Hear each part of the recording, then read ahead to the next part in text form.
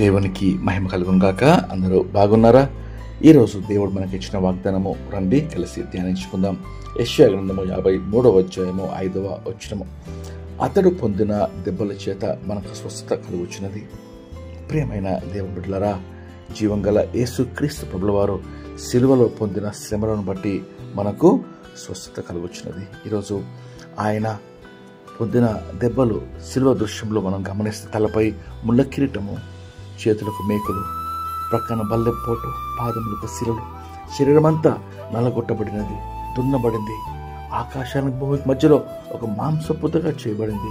కారణం ఏంటంటే నీ యొక్క పాపము, అతిక్రమము, దోషము, అవిధేయత వలన దేవుడు నల్లగొట్టబడ్డాడు.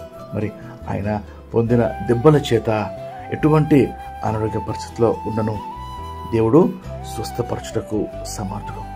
ఆయన దెబ్బలే నిన్ను స్వస్థపరచును. కాబట్టి దినమందు ప్రార్థన చేసుకుందాం. స్వస్థత కొరకు, నెమ్మది కొరకు, పాపక్షమాపణ నిమిత్తము యేసయ్య సన్నిధిలో ప్రార్థన చేసుకుందాం. మహాపరిశుద్ధమైన మా ప్రియమైన పరలోకపు తండ్రి, శ్రేష్టమైన వాగ్దానంకై మీకు ఎంతో స్తోత్రమయ్యా.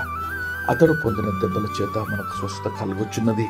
నేటికి ప్రభువా స్వస్థత యేసు ప్రభు పొందిన దెబ్బల చేత అని ఓడిగా నమ్ముచున్నామయ్యా.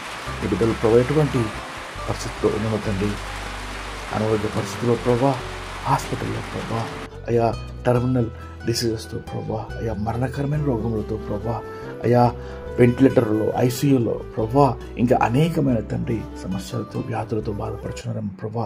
ఈ దినమందు ప్రభా వారు ప్రార్థన చేస్తూ విశ్వాసంతో యేసు నామములో మీరు పొందిన దెబ్బల చేత స్వస్థత కలుగునుగాక అని నమ్ముచు ప్రార్థన చేస్తుండగా నీ బిడ్డలను స్వస్థపరిచి, బలపరిచి, లేవనెత్తి సాక్షులుగా మార్చమని యేసుక్రీస్తు నామంలో వేడుకొంచు ప్రార్థిస్తున్నాను తండ్రి. ఆమేన్. దేవుడు మిమ్మల్ని దీవించును గాక.